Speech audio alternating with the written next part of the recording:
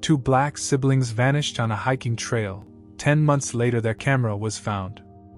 The morning sun painted golden streaks across the Carter family's breakfast table as Nia spread the hiking map between her coffee cup and her younger brother's cereal bowl. At 22, she had inherited their mother's careful planning nature, complete with color-coded trail markers and emergency contact lists. Malik, 19 and still buzzing with the restless energy of someone who just finished his freshman year at Howard University, rolled his eyes at his sister's meticulous preparation. "Nia, it's just a day hike," he laughed, stabbing at his scrambled eggs. "You've packed like we're climbing Everest." "Better safe than sorry," she replied, adjusting her natural hair into a protective style that would survive the humidity. "Besides, Dad always said, preparation prevents panic." Malik finished in unison with her, his voice mimicking their father's deep baritone. They both burst into laughter, the kind that only siblings share after years of hearing the same parental wisdom. Their parents, David and Angela Carter, watched from the kitchen doorway with the bittersweet pride that comes with seeing your children venture into the world. David, a postal worker whose steady hands had sorted mail for 23 years, felt a familiar tightness in his chest whenever his kids went anywhere alone. The world wasn't always kind to young black people, especially in remote places where help might be far away. "You have your phones charged?" Angela asked for the third time, her nurse's instincts kicking in. She'd seen too many emergencies that started with simple oversights.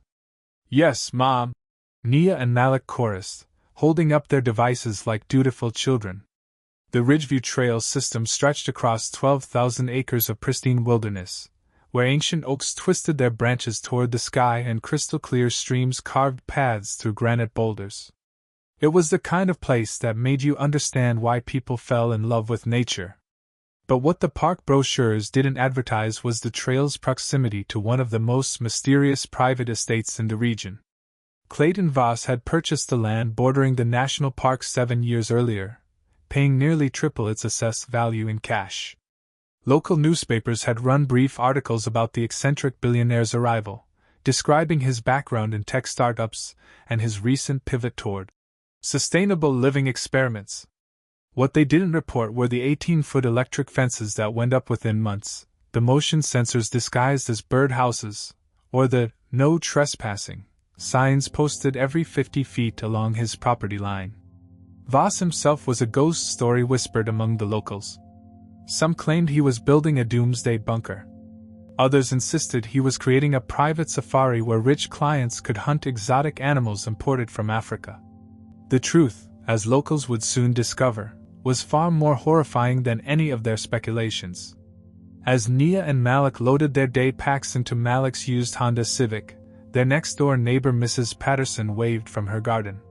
She'd known the Carter family since the kids were toddlers, watching them grow from scrape-knee children into confident young adults. "You two have fun out there," she called, pausing her watering. "And stick to the marked trails, you hear?" "Always do, Mrs. P," Malik replied with his charming grin that had gotten him out of trouble since elementary school. The drive to Ridgeview took 47 minutes through winding country roads lined with tobacco farms and horse pastures. Nia controlled the playlist, filling the car with a mix of Kendrick Lamar and Solange that had Malik bobbing his head despite his protests about her music taste. They talked about everything and nothing: his plans for sophomore year, her new job at the marketing firm, their parents' anniversary coming up in August. "Remember when we used to hike with Dad?" Nia asked as they pulled into the gravel parking area. "He'd make up stories about every weird-shaped rock we found. The Troll King's throne." Malik laughed. "And that fallen tree was always a dragon sleeping across the path." They were the only car in the lot at 8:47 a.m., which wasn't unusual for a Thursday morning in late June. Most hikers preferred weekends, leaving weekdays blissfully quiet for those seeking solitude among the trees. The trail had welcomed them with a weathered wooden sign listing park rules and emergency contact information. Cell phone service was spotty but not non-existent, enough to send a quick text if needed, but not enough to stream videos or maintain long conversations. "Last one to Eagles Point buys lunch," Malik challenged, already jogging toward the trail entrance. "You're on," Nia called back, but she wasn't really racing. She was savoring this moment, the anticipation of adventure, the perfect weather, the easy companionship of her favorite person in the world. The trail began gently, winding through dense hardwood forest where dappled sunlight created natural kaleidoscopes on the forest floor. Malik documented everything with his new GoPro camera, a graduation gift from their parents that he'd been eager to test. The footage would later become evidence, but in those first golden hours, it simply captured two young people in love with life. "Interview time," Malik announced, turning the camera toward his sister. "State your name and your hiking credentials for the record." "I'm Nia Carter, and my hiking credentials include that time I carried you piggyback for 2 miles when you were 7 and claimed your legs were broken." "They felt broken," Malik protested, laughing behind the camera. They hiked for 3 hours, stopping frequently to admire wildflowers, examine interesting insects, and debate whether the distant sound was a woodpecker or someone hammering. The trail markers were clear and well maintained, leading them steadily upward through changing ecosystems as elevation increased. It was at mile marker 7, where the official trail curved east toward Eagles Point, that they noticed the unofficial path. Someone had cleared a narrow route heading northeast, marked only by small cairns, stacks of rocks that looked natural but were too perfectly balanced to be accidental. No Park Service signs warned against taking this route. No barriers blocked access. It looked like a secret trail maintained by locals who knew better routes to hidden waterfalls or scenic overlooks. "What do you think?" Malik asked, filming the mysterious path. "Adventure?" Nia consulted her map. The unofficial trail led toward the boundary with Vasa's private land, but it didn't appear to cross into private property. Park boundaries were clearly marked with signs and painted blazes on trees. As long as they stayed within legal boundaries, what harm could there be in exploring? 30 minutes, she decided. If we don't find something interesting, we turn back. That decision would haunt the Carter family for the rest of their lives.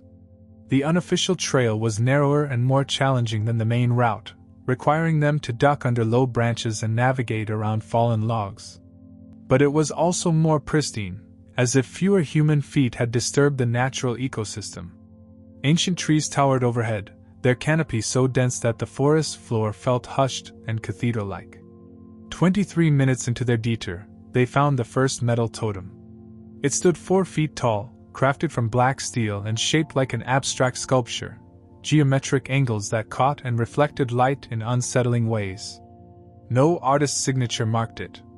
No Park Service placard explained its purpose. It simply stood among the trees like a dark sentinel, completely out of place in the natural environment. "That's weird," Nia said, circling the object with growing unease.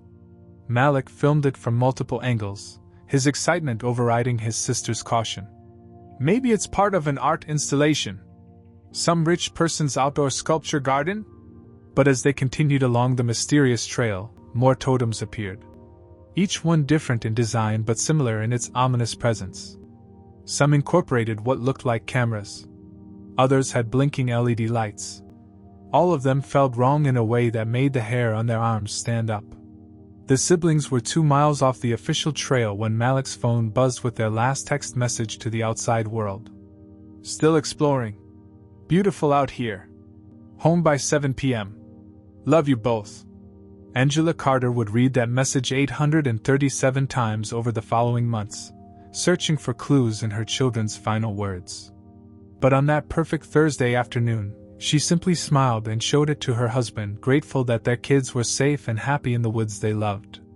By sunset, when Nia and Malik failed to return home, the Carter family's nightmare began. The nightmare that would consume their lives, challenge their faith, and ultimately expose a horror hiding in plain sight among the peaceful hills of their community. But that was still hours away. For now, on the unofficial trail marked by mysterious totems, 2 young people walked deeper into darkness without realizing they were being watched by eyes that saw them not as human beings, but as prey. 10 months passed like a slow hemorrhage of hope. David Carter aged a decade in those months, his steady postal worker's hands developing a tremor that made sorting mail nearly impossible. Angela stopped sleeping through the night, jolting awake at 3 a.m. to check her phone for messages that never came. Their house became a shrine to their missing children. Missing person flyers covered the refrigerator, search volunteer schedules cluttered the kitchen table, and Malik's graduation photo watched over the living room like a guardian angel who'd failed in his duties. The official search had lasted exactly 72 hours. Park rangers, local police, and volunteer search teams had combed every marked trail within a 15-mile radius. Helicopters equipped with thermal imaging cameras swept the canopy from above. Search dogs followed scent trails that simply vanished at the boundary of Vasa's property, as if Nia and Malik had simply evaporated into thin air. No evidence they ever left the designated trail system. The lead investigator, Detective Morrison, had told the Carters with the practiced sympathy of someone who delivered similar news too many times. Sometimes people just walk away from their lives. Start fresh somewhere new.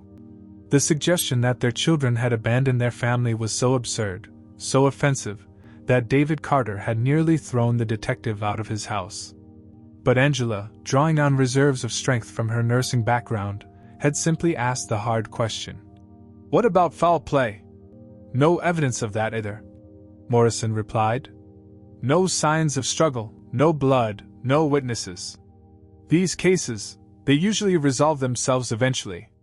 But the Carter family wasn't built for eventually. They organized their own search parties, hiring private investigators who charged fees they couldn't afford. They created social media campaigns that reached thousands of people. Angela took unpaid leave from the hospital to dedicate herself full-time to finding her children, while David worked overtime to pay for search efforts and missing person advertisements. The breakthrough came on a gray March morning when Ranger Kelly Hutchinson was checking storm damage at the North Entrance Station. Spring storms had been particularly brutal that year, sending torrents of muddy water rushing down from the mountains and depositing debris in unexpected places. Kelly had been a park ranger for 8 years, long enough to know that storms usually revealed more than they destroyed.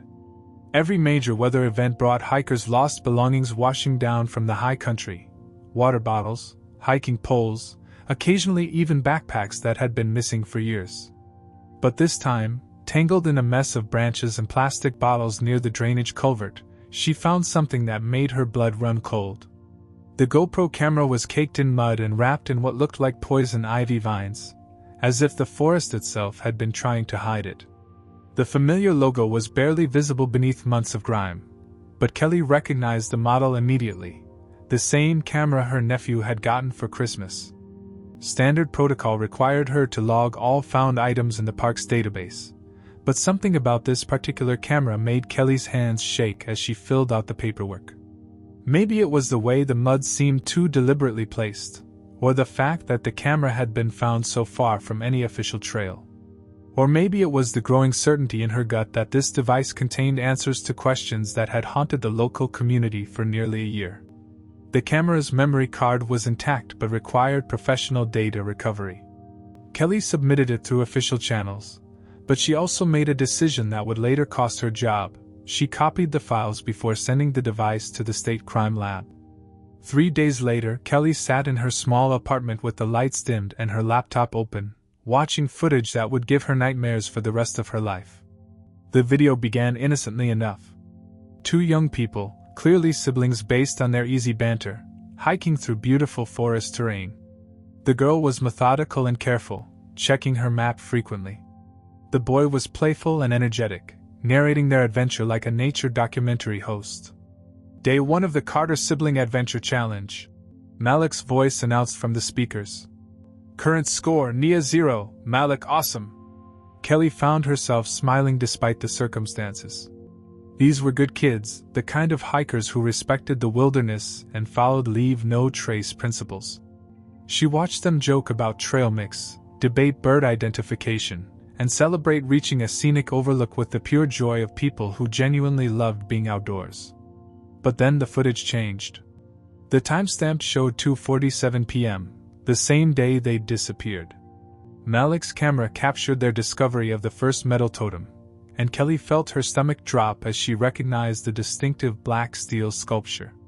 She'd seen similar objects during routine patrols near the Voss property boundary, but park management had always instructed rangers to ignore anything on or near private land. "This is getting weird," Nia's voice said off camera, her earlier excitement replaced by obvious concern. The siblings continued deeper into territory Kelly didn't recognize despite her years of experience in these woods. More totems appeared, each one more elaborate and unsettling than the last. Some incorporated what were clearly high-tech cameras. Others had motion sensors that triggered LED lights as the siblings passed. Kelly paused the video, her hands trembling as she reached for her phone. She should call this in immediately. Turn over the evidence to proper authorities and let them handle whatever this was becoming. But something stopped her. Maybe it was the growing dread in her chest, or the way the footage seemed to be building towards something terrible. Maybe it was the memory of the Carter family's desperate faces during those first search efforts, or the rumors about Clayton Voss that had circulated among park staff for years. Instead of calling her supervisor, Kelly pressed play. The final segments of video were filmed in growing darkness, the camera's night vision mode casting everything in an eerie green glow. Malik's breathing had become rapid and shallow. Nia's voice was barely above a whisper. "Someone's been following us for the last hour," Malik's voice said, the camera shaking as he tried to move quietly.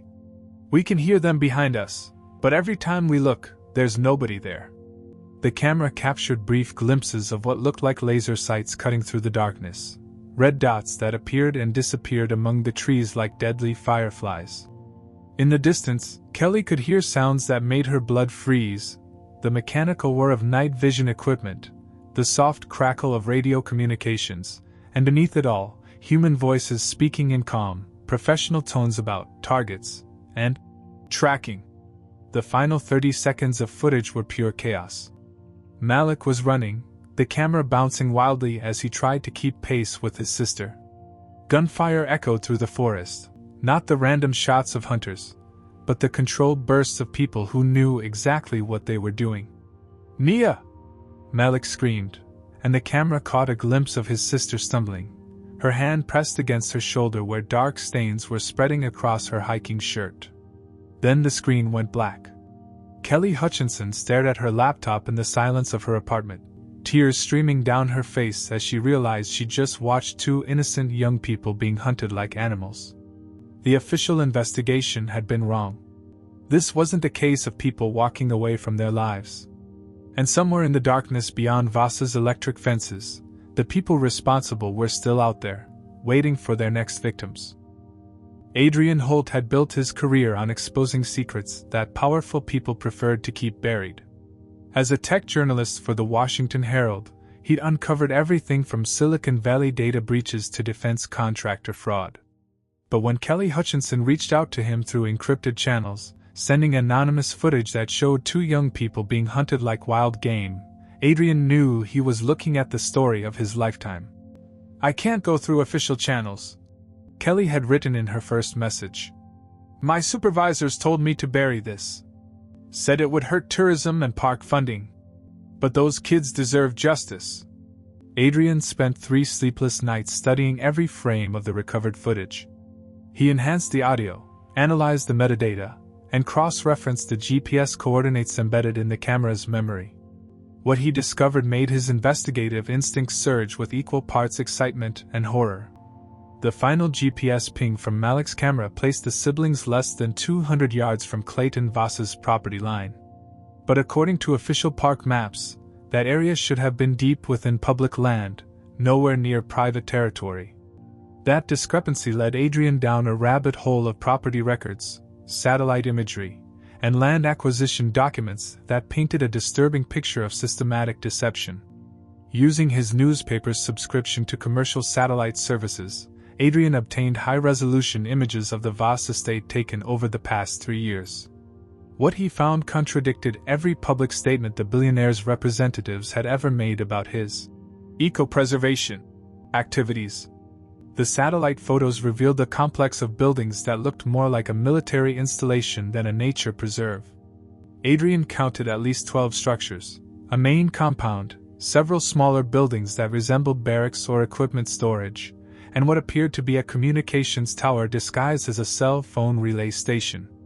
More damning were the security modifications visible from above.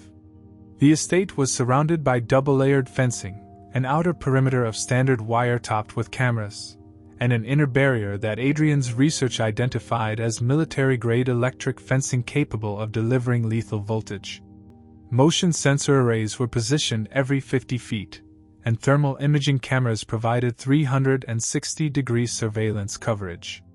But the most chilling discovery was a structure that shouldn't have existed at all. A camouflaged watchtower positioned exactly 847 feet from the spot where Malik's camera had recorded its final footage. The tower was a masterpiece of concealment, built to look like a dead tree from ground level but clearly visible in satellite imagery as a sophisticated observation post.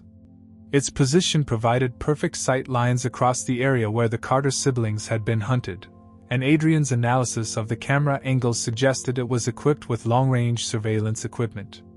When Adrian called Voss Industries for comment, the response was swift and predictably evasive. Mr. Voss's Ridgeview property is dedicated to wildlife conservation and ecological research, said Monica Kellerman, the company's head of public relations. Any suggestions of hunting activities are completely false. The property is secured for the protection of endangered species and sensitive environmental studies. Adrian pressed for specifics about the watchtower and military-grade fencing. What type of endangered species require that level of security infrastructure? I'm not at liberty to discuss specific conservation protocols, Kellerman replied, her tone growing colder. But I can assure you that all activities on the property are fully legal and environmentally responsible. The conversation ended abruptly when Adrian mentioned the Carter siblings by name. 3 days later, Adrian received a cease and desist letter from one of Washington's most expensive law firms, demanding he retract any false and defamatory statements about Clayton Voss or his business activities. The letter specifically threatened legal action if Adrian published unsubstantiated claims about activities on private property. But Adrian had been threatened by powerful people before, and the legal intimidation only confirmed his suspicions. He decided to dig deeper into Clayton Voss's background, using every investigative tool at his disposal. What he found was a man who had spent enormous resources creating a carefully constructed public image that hid a much darker reality. Voss's official biography described him as a tech entrepreneur turned environmental philanthropist. He made his initial fortune developing encryption software for financial institutions, then pivoted to sustainable living experiments, after selling his company for $2.3 billion in 2019. But Adrian's investigation revealed a pattern of acquisitions that had nothing to do with environmental protection.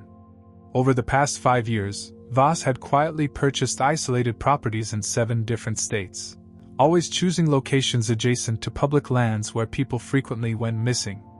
Each purchase followed the same pattern. Voss would identify remote areas with limited law enforcement presence, buy large tracts of land through shell companies, then install excessive security infrastructure while claiming environmental research purposes. Most disturbing were the employment records Adrian obtained through Freedom of Information Act requests. Voss had hired dozens of former military contractors, many with backgrounds in surveillance and urban warfare training. His payroll included former Navy SEALs, ex-CIA operatives, and at least 3 people who'd been investigated for crimes during overseas deployments. These weren't the typical employees of an environmental research facility. Adrian's investigation took an unexpected turn when he discovered Clayton Voss's personal social media presence, which had been scrubbed from most platforms but still existed in archived form. The billionaire's deleted posts revealed a man obsessed with hunting, survival challenges, and what he called the ultimate test of human capability. One archived blog post from 2018 was particularly chilling. Modern society has made humans soft and complacent. We've forgotten what it means to be truly challenged, to face real consequences for our decisions. Imagine if we could create experiences that reminded people what survival actually requires, not video game simulations, but genuine tests where failure has meaning. But the most damning evidence came from Adrian's analysis of the timeline. Every one of Voss's property acquisitions had been completed months before hikers went missing in those areas. The pattern was too consistent to be coincidental. When Adrian tried to schedule an interview with Voss directly, he was told the billionaire was unavailable for media requests. When he showed up at the Voss Industries headquarters in downtown Washington, security informed him that Mr. Voss was traveling internationally on business. But Adrian's sources in the tech industry told a different story. Clayton Voss had vanished from public view entirely, canceling board meetings, skipping industry conferences, and even missing his own company's quarterly earnings call. On March 15th, exactly 1 week after Adrian submitted his initial records requests, Voss Industries issued a brief press release. Due to ongoing health concerns, Clayton Voss is taking an indefinite leave of absence from all business activities. The company will continue operating under existing management structures.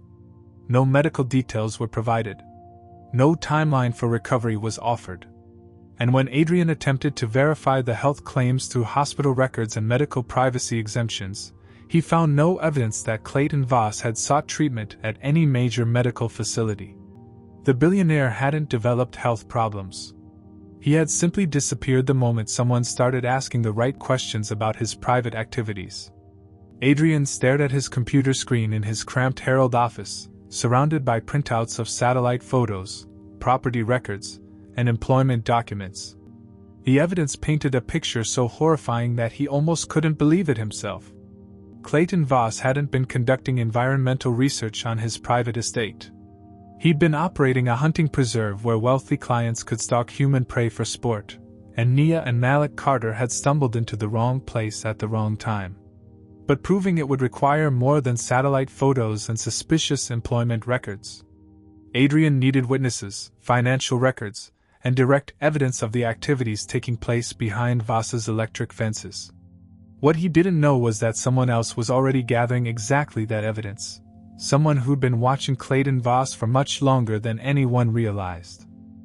Daria Bloom had dedicated her life to finding people who didn't want to be found.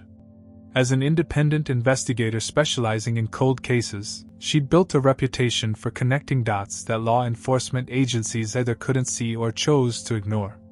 Her cluttered home office in Portland, Oregon, looked like a detective's fever dream. Cork boards covered with photos, string connecting seemingly unrelated incidents, and filing cabinets stuffed with missing person reports from across the country. But the Carter siblings' case had consumed her in ways that even she couldn't fully explain. Maybe it was the footage that Kelly Hutchinson had leaked to Adrian Holt, which eventually found its way to Daria through her network of whistleblowers and frustrated law enforcement officers. Maybe it was the systematic way authorities had dismissed the family's concerns, or the obvious wealth and power protecting whoever was responsible. Or maybe it was the growing certainty in Daria's gut that Nia and Malik Carter weren't the first victims of whatever was happening on Clayton Voss's estate. Daria's investigation began with a simple premise. If someone was hunting humans for sport, the Carter siblings couldn't be their first targets. Predators escalate gradually, building skills and confidence through practice. Which meant there had to be earlier victims, people whose disappearances had been explained away or forgotten entirely. Using missing person databases, hiking forum posts, and local newspaper archives, Daria began mapping disappearances near properties owned by Clayton Voss or his various shell companies. What she discovered made her blood run cold. The pattern started in 2017 with Marcus Webb and Jennifer Liu, two backpackers who'd vanished while hiking the Cascade Trail in Washington state. Local authorities had attributed their disappearance to a climbing accident, despite the fact that both were experienced mountaineers with excellent safety records. Their bodies were never found, and the search was called off after 10 days. What the official reports hadn't mentioned was that Voss had purchased 4,000 acres of adjacent wilderness 3 months before their disappearance, installing similar security infrastructure under the guise of wildlife research. The second incident occurred in 2021 near Glacier National Park in Montana. Professional photographer Sarah Chin had been documenting endangered wildflower species when she vanished without a trace. Her camera equipment was found weeks later, but the memory cards were mysteriously corrupted beyond recovery. Again, Voss had quietly acquired property in the area 6 months before Chen's disappearance. Again, local authorities had concluded the case was an unfortunate accident despite having no evidence to support that theory. But the most damning connection came from Daria's analysis of property records and disappearance timelines. In every case, Clayton Voss had purchased remote land near public recreational areas, then waited several months before the first accidents occurred. The pattern was too consistent to be coincidental. Daria's breakthrough came when she received an encrypted message from someone identifying themselves only as former employee. "I know what you're investigating," the message read. "Meet me at the Riverside Diner in Spokane, Washington. Come alone. I have information about the hunting program." 3 days later, Daria sat in a corner booth of the rundown diner, nursing black coffee and watching every customer who walked through the door.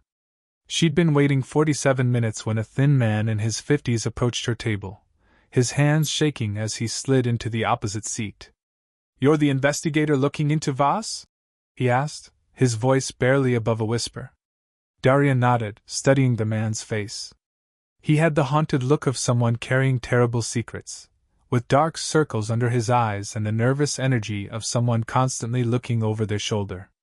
"My name is Rick Dalton," he said. "I used to work security for Voss Industries. What I'm about to tell you could get me killed, but I can't live with it anymore." Rick explained that he'd been hired in 2019 as part of what he'd been told was an executive protection and property security team.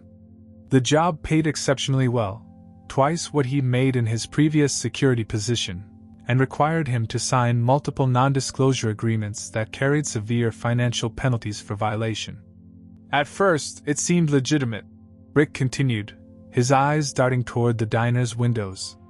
"We were told to patrol the perimeter, monitor surveillance equipment, maintain the facilities.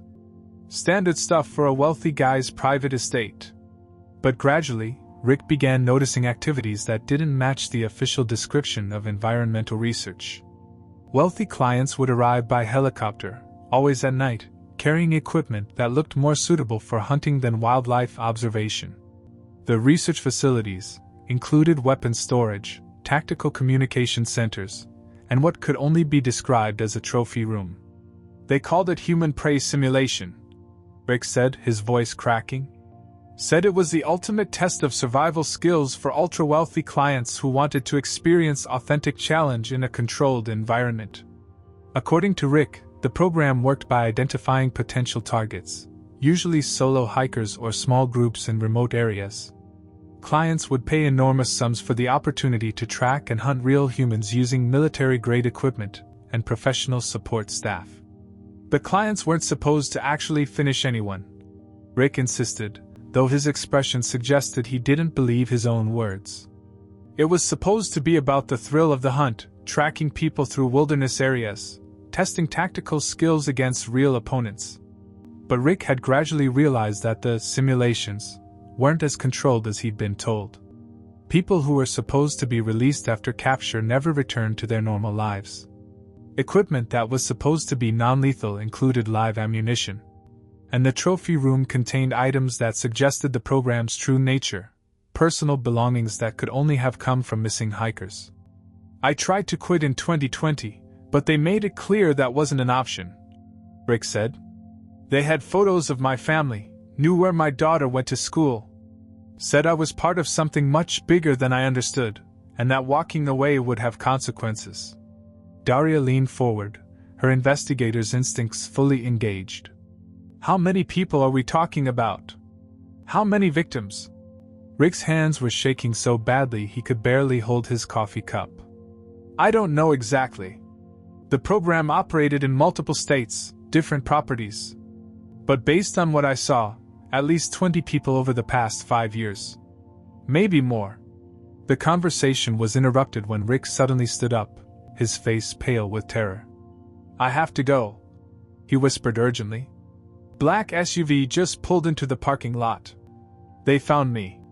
Before Daria could respond, Rick was moving toward the diner's back exit, leaving behind a manila envelope stuffed with documents. Internal records, he called over his shoulder. Financial statements, client lists, operational protocols. Everything I could copy before I ran. Daria watched through the window as Rick disappeared into the alley behind the diner, just as two men in expensive suits entered through the front door. They looked around the restaurant with the systematic attention of professional security, their eyes settling on Daria's table. She grabbed the envelope and headed for the bathroom, climbing through the window and dropping into the alley where Rick had vanished.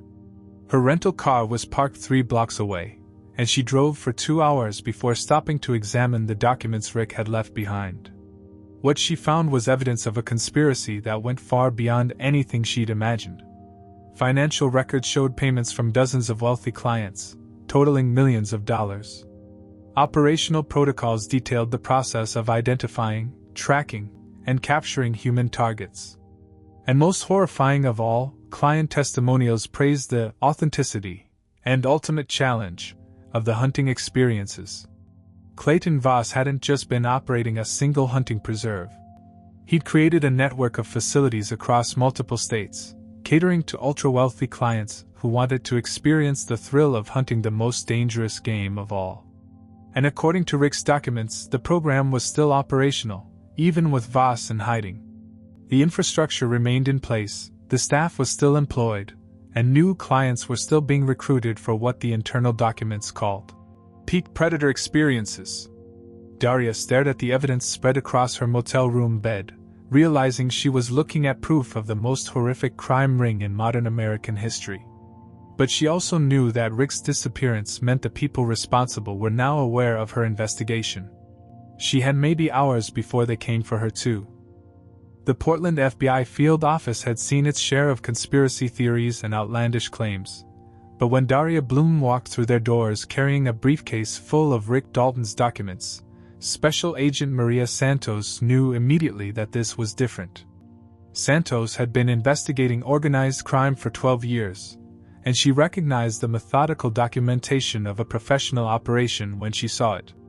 The financial records alone showed a criminal enterprise worth tens of millions of dollars, with payment structures that indicated ongoing operations across multiple jurisdictions.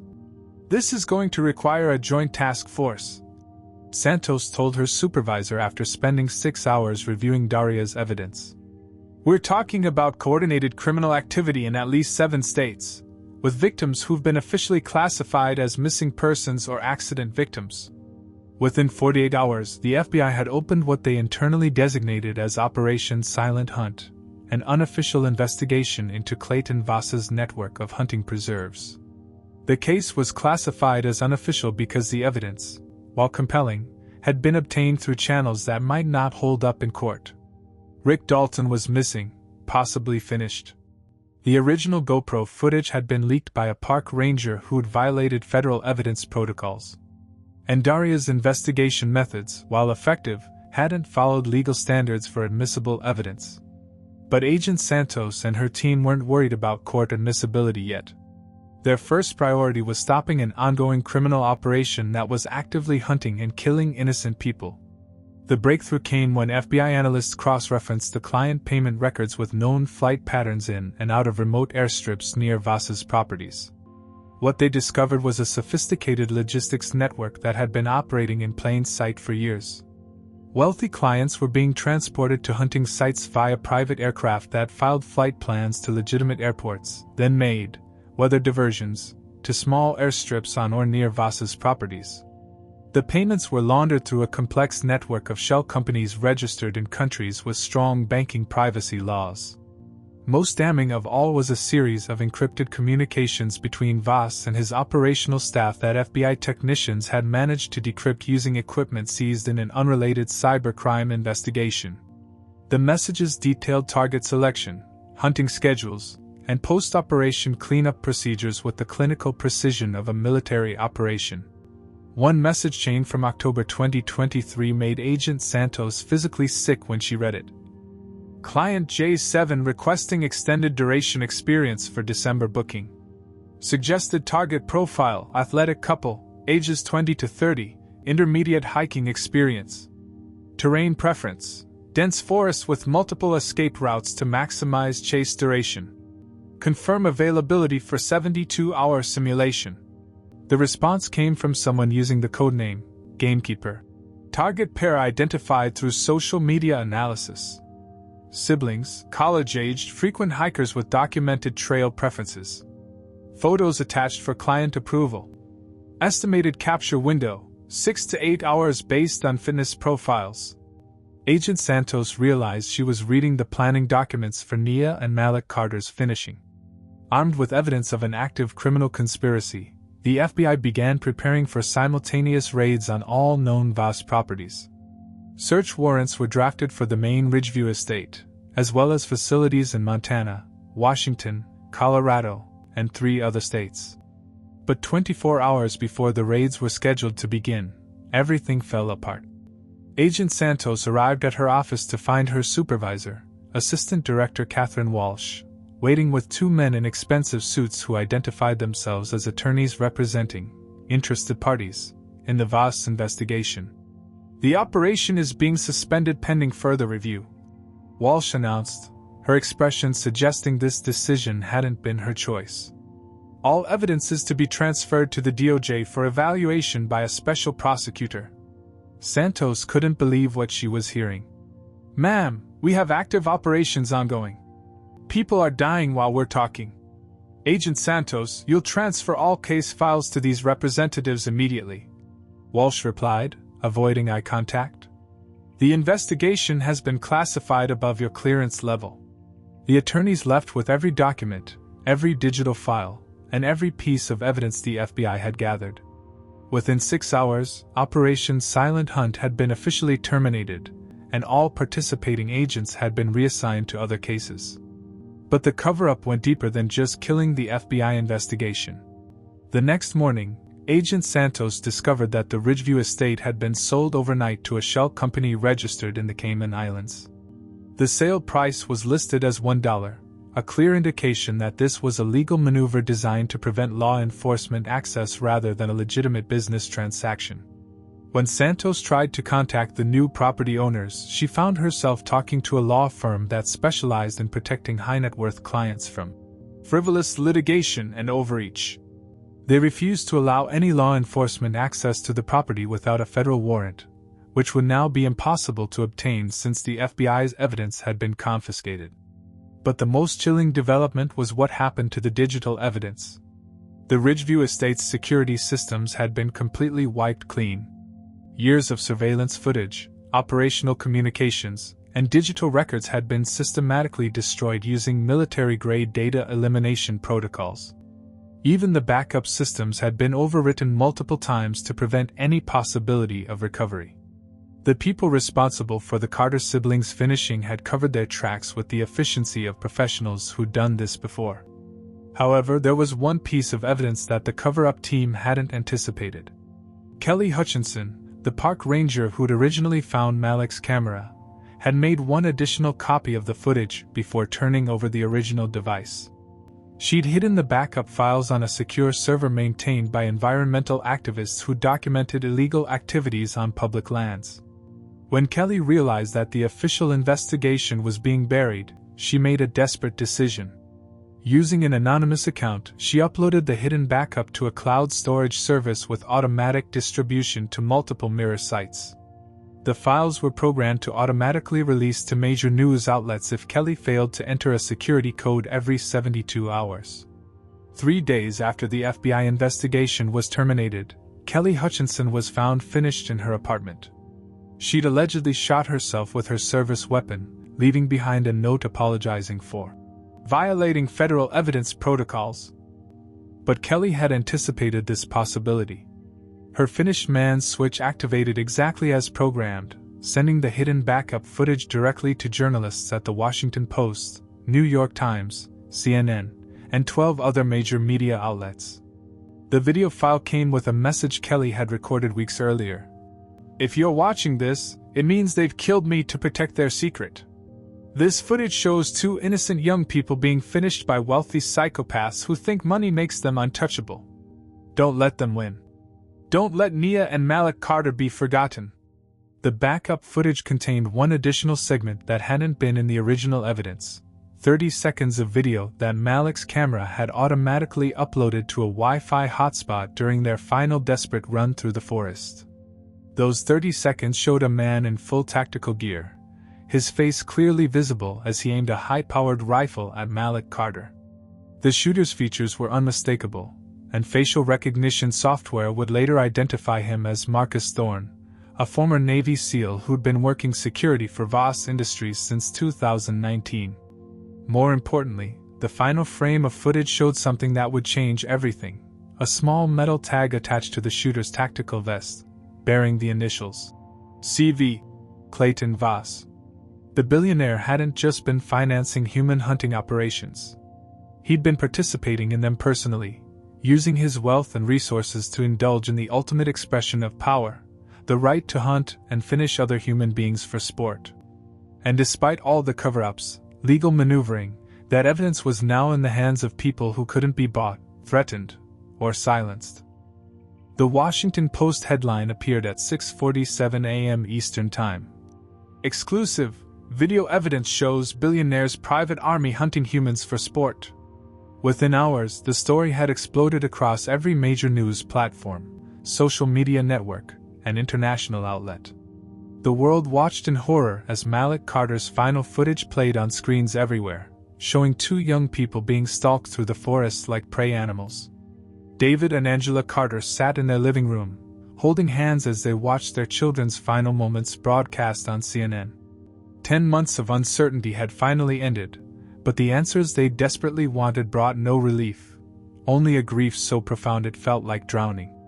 They were so scared, Angela whispered, tears streaming down her face as the footage showed Nia stumbling with blood on her shirt. Our babies died scared and alone in those woods. But their grief was accompanied by something else, a burning determination to ensure that their children's deaths would mean something.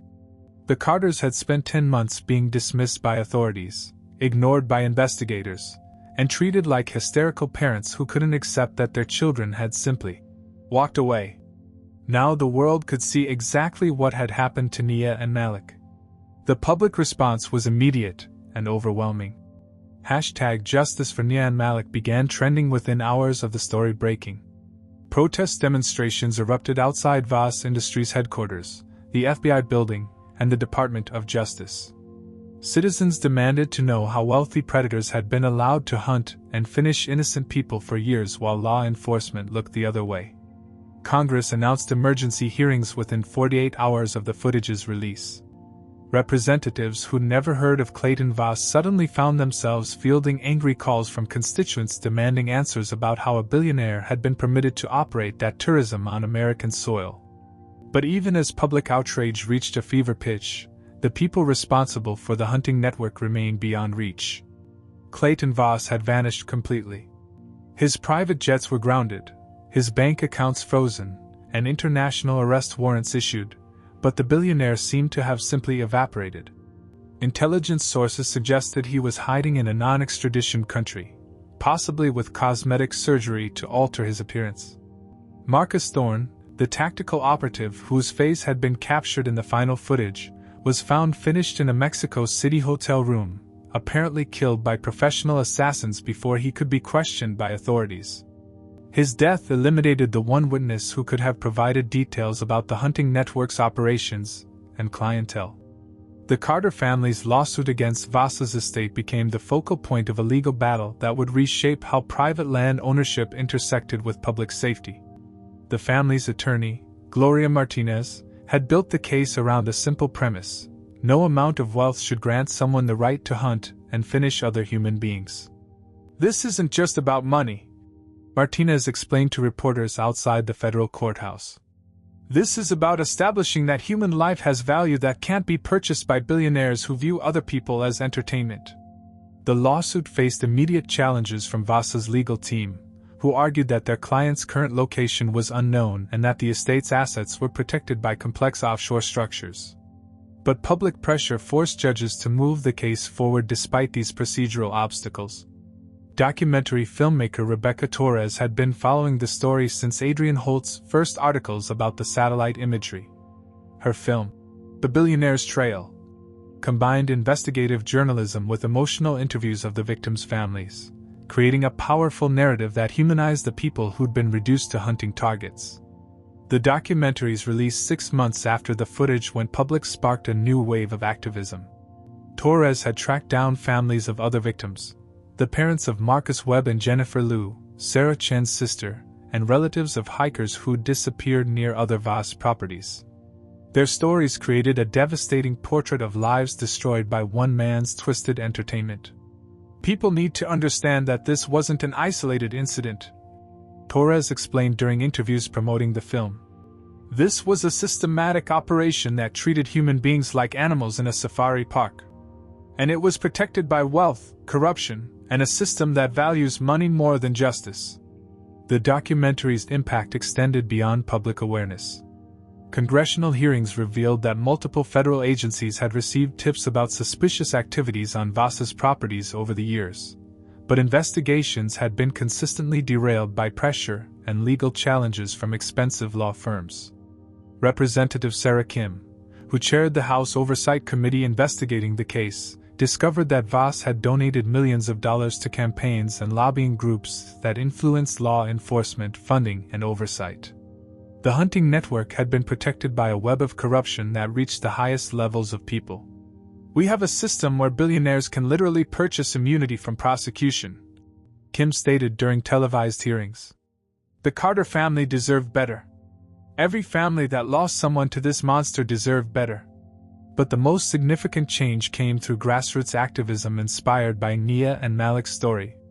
The siblings had become symbols of systemic injustice, their names invoked at rallies demanding police reform, wealth inequality protests, and missing persons advocacy events.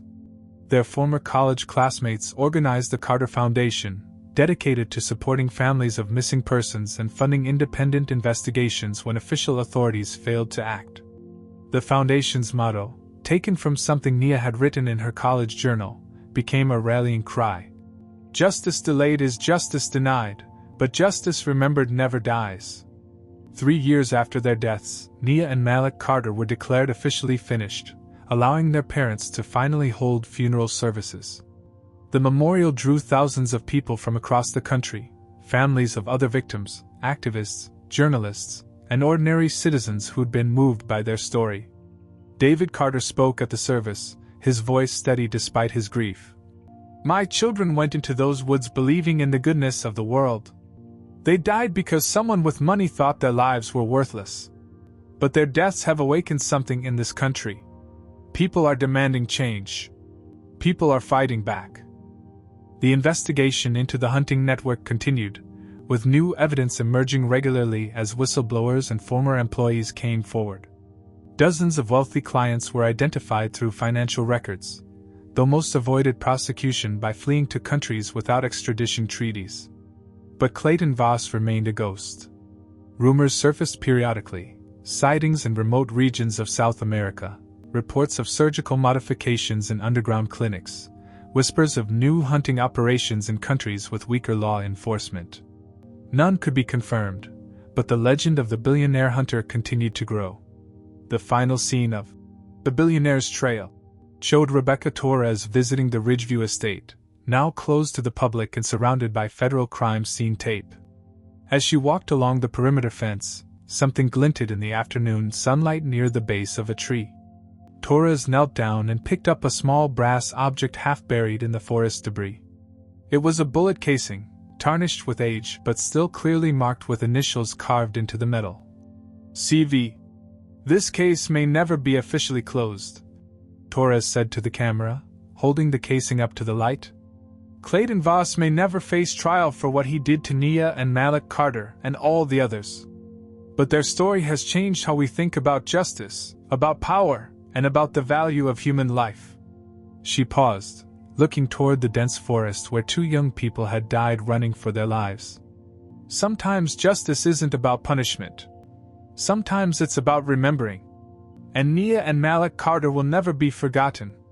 The bullet casing with Clayton Voss's initials became evidence in ongoing investigations, a small piece of metal that represented both the horror of what had happened in those woods and the hope that truth, eventually, would prevail over power. In the end, the Carter siblings had achieved something in death that they never intended in life. They'd become catalysts for change, their names forever linked to a movement demanding that wealth and privilege could never again purchase the right to treat other human beings as prey.